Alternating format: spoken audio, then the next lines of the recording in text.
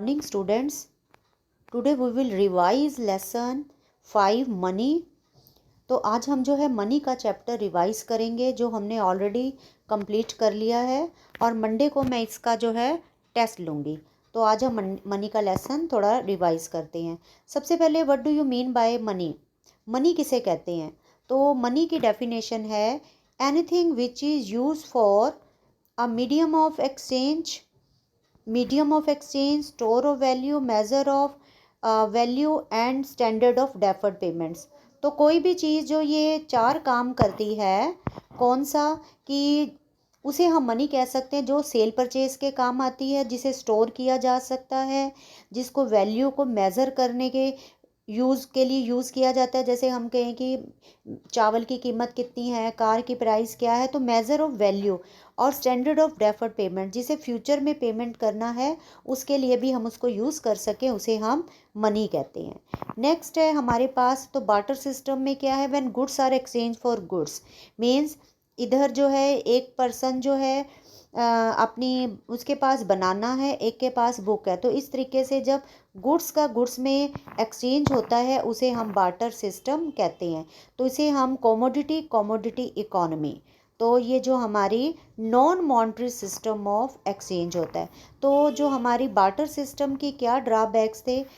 Barter system के drawbacks थे, चार ड्रॉबैक्स डिफ़िकल्टी थी। Number 1, double coincidence of wants, double coincidence of wants. तो ये हमने ऑलरेडी डिस्कस किया है कि जो चीज़ मेरे पास है और जो सामने वाले को चाहिए, दोनों की जो चीज़ जो है, दोनों के पास वो चीज़ होनी चाहिए जो एक दूसरे की ज़रूरत को पूरा करे। तो ये प्रॉब्लम आती थी। सेकेंड नंबर पर जो प्रॉब्लम आ रही है, lack of information about the product quality. तो हमें ये नहीं पता चलता था कि जो मैं चीज़ सामने दे रहा हूँ और जो है सामने वाला मेरे को दे रहा है, तो जो दो पर्सन आपस में लेन देन कर रहे हैं तो उसमें चीज़ की क्वालिटी का नहीं पता चलता था। नेक्स्ट था no unit of account to measure the worth of goods. कीमत क्या है, कि मेरी चीज़ की कीमत क्या है, सामने वाला जो दे रहा है उसकी क्या कीमत है, तो हम कीमत का जो प्राइस का हिसाब नहीं लगा सकते थे। और इम्पॉसिबिलिटी ऑफ सब डिवीज़न को, तो चीज़ को हम सब डिवाइड नहीं कर सकते, उसके डिवाइड नहीं कर सकते। मान लो कोई हमारे पास गाय हैं तो गाय का सब डिवीज़न नहीं हो सकता।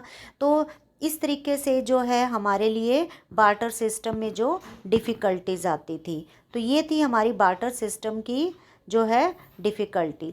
तो हमने चार लिमिटेशन डिस्कस की, lack of double coincidence of wants, lack of common measure of value, lack of standard of deferred payments and store of value and lack of divisibility। तो ये सारी प्रॉब्लम्स हमारी बार्टर सिस्टम में थी। तो money के introduction से ये सारी प्रॉब्लम्स जो हैं वो सॉल्व हो गई हैं। तो अब हमारे पास है कि मनी के फंक्शंस क्या हैं। तो यही चार मेन फंक्शंस हैं। जो ड्रॉबैक्स थे जो हमारे बार्टर सिस्टम के, वो जो सारे काम जो है मनी ने किया। तो money is a matter of function for जो क्या है, medium, measure, standard and store. तो ये मनी के जो चार फंक्शन थे। मनी के जो हम प्राइमरी फंक्शन गिने तो मनी के हैं medium of exchange and measure of value, secondary function standard of deferred payments and store of value. तो ये मनी के चार फंक्शन को हमने दो में डिवाइड कर दिया, प्राइमरी फंक्शन और सेकेंडरी फंक्शन। प्राइमरी में ले लिया medium of exchange and measure of value, और सेकेंडरी में ले लिया standard of deferred payments and store of value. तो अब हमारे जो है ये प्राइमरी फंक्शन हमने डिस्कस कर लिया कि मनी को हम जो है सेल परचेज़ में, तो ये ज़रूरी नहीं है कि हम एक ही से सेल परचेज़ करें, हम एक से ख़रीद सकते हैं, दूसरे को बेच सकते हैं। उसके बाद हमारे पास है कि मेज़र ऑफ वैल्यू, तो हम जो है गुड्स और सर्विसेज की वैल्यू को काउंट कर सकते हैं। नेक्स्ट हमारे पास है सेकेंडरी फंक्शन में हमने ले लिया स्टैंडर्ड ऑफ डेफर्ड पेमेंट्स, कि फ्यूचर में पेमेंट करनी है। Money acts a standard of payments which are to be made in future. It is simplified the borrowing and lending operation.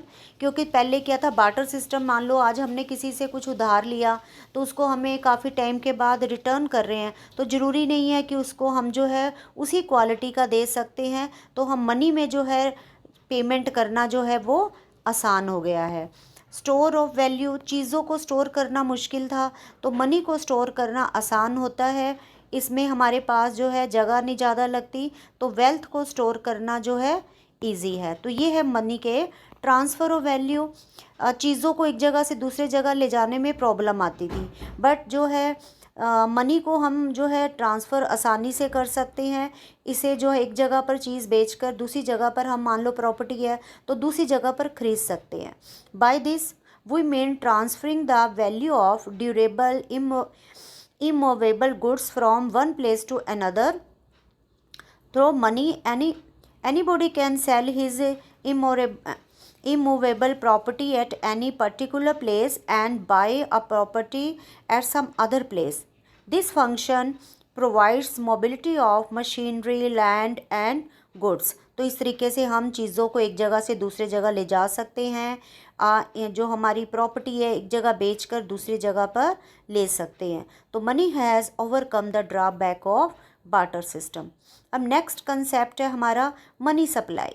तो मनी सप्लाई जो हमने इसकी डेफिनेशन के according, money supply refers to the total amount of money which is in circulation in an economy at a given point of time. तो एक particular point of time पर जो circulation में total amount of money होती है उसे हम money supply कहते हैं। तो इसमें हम इंक्लूड करते हैं money held by the public only, इसमें हम जो लोगों के पास पैसा है उसे इंक्लूड करते हैं। मनी जो हमारा using sector economy, individuals and business, it is a stock concept. तो आपने ये ध्यान रखना है जो मनी सप्लाई है वो एक स्टॉक कंसेप्ट है जिसको हम करते हैं which is concern with the particular point of time. A period of time नहीं है, पर्टिकुलर पॉइंट ऑफ टाइम, तो it is a stock concept. Next है कि मनी सप्लाई के कंपोनेंट्स क्या हैं। M1 CDD-OD।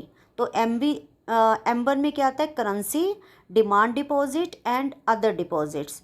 इसमें हमारे पास M1 जो है वो हमारा basic measure of money supply also known as transaction money. तो इसको M1 को हम ट्रांजैक्शन मनी भी कहते हैं।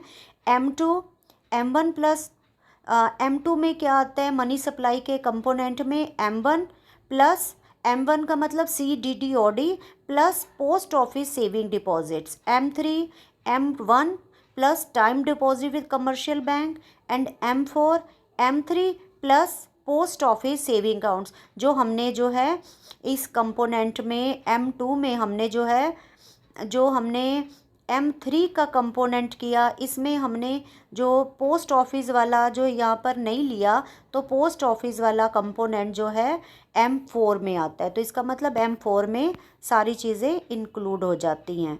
तो ये हमारा है मनी सप्लाई का component. About important facts about measures of money supply, तो ये हम देख लेते हैं कौन से हैं। 4 measures of money supply represent different degree of liquidity, मतलब लिक्विडिटी को शो करते। तो सबसे ज़्यादा लिक्विडिटी क्या है, M1। तो हमारा M1 being the most liquid measure, जो हमारा M1 मेज़र है, M1 मेज़र जो है सबसे ज़्यादा लिक्विड फॉर्म में होता है। और M4 being the least liquid, तो M4 लीस्ट लिक्विड है। M3 is widely use as a measure of money supply or also known as aggregate monetary resources of the society. M1 and M2 is generally known as narrow money supply concept, whereas M3 and M4 known as broader money supply concept. तो हम M1 और M2 को जो है narrow money में हम count करते हैं। जो हमारे को याद रखना है, नैरो मनी कौन सी होती है और ब्रॉड मनी कौन सी होती है। M1 जो है, M2 है वो हमारी जो है हम इसको क्या काउंट करेंगे, नैरो मनी, और उसको हम ब्रॉड मनी काउंट करेंगे। नेक्स्ट है forms of money. Fiat money जो क्या है, जो इशू होती है गवर्नमेंट के द्वारा और इसी हर कोई एक्सेप्ट करता है। इसमें कॉइन्स, नोट्स और जो which are held with the people, सब ये काउंट होता है। सेकंड हमारे पास है फिड्यूशरी मनी, जो जो मीडियम ऑफ जो एक्सचेंज ट्रस्ट के बीच डिपेंड करता है, पेयर और पेई, जैसे हम काउंट कर सकते हैं। चेक लेने वाले और देने वाले के बीच में विश्वास पे बेस होती है, उसे हम फिड्यूशरी मनी कहते हैं। नेक्स्ट हमारे पास है फुल बॉडीड मनी, जो जो मनी की कॉमोडिटी वैल्यू है वो equal to the money value, जो ऊपर लिखा हुआ है और जिस चीज़ की बनी हुई है उसे हम फुल बॉडीड मनी कहते हैं।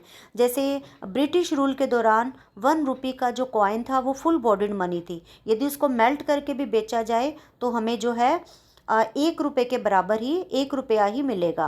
क्रेडिट मनी, जिसमें हमारी money value is more than commodity value, means मान लो 100 रुपीज़ का नोट है तो जो उसके ऊपर लिखा हुआ है उसकी वैल्यू ज़्यादा और जिस चीज़ की बनी हुई है उसकी वैल्यू कम।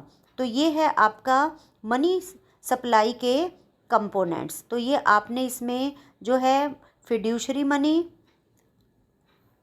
इसमें हम ले लें fiduciary money, credit money, full bodied money, और इसमें हमारा आ गया फिएट मनी। तो ये आपके जो हैं फॉर्म्स ऑफ मनी है, तो इसको आपने ध्यान से देखना है। तो इसकी आपने रिवीजन करनी है, जिसका आपका मंडे को टेस्ट है।